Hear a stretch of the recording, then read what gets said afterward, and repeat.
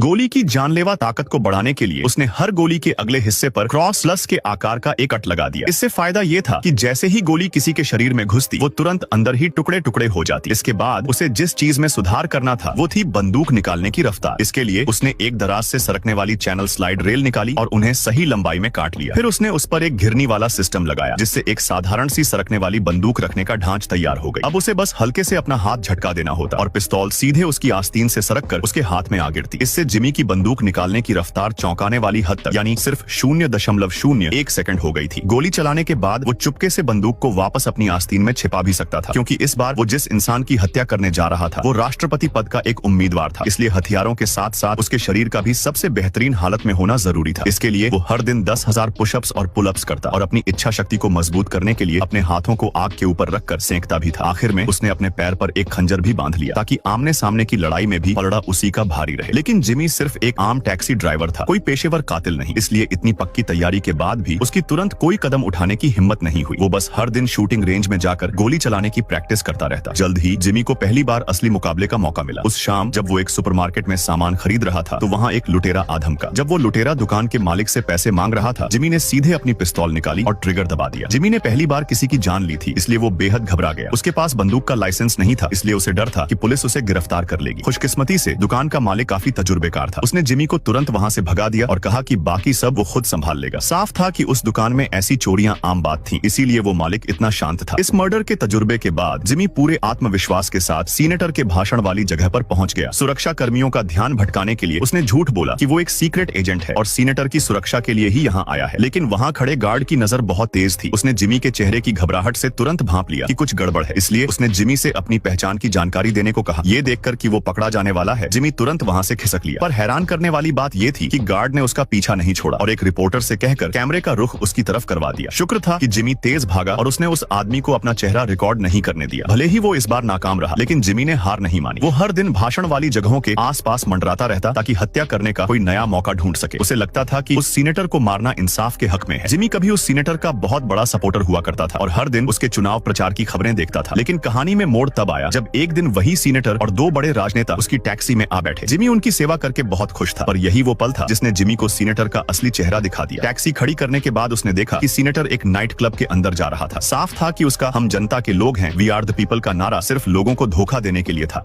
और फिर video like करने पर पार्ट 2 मिल जाएगा।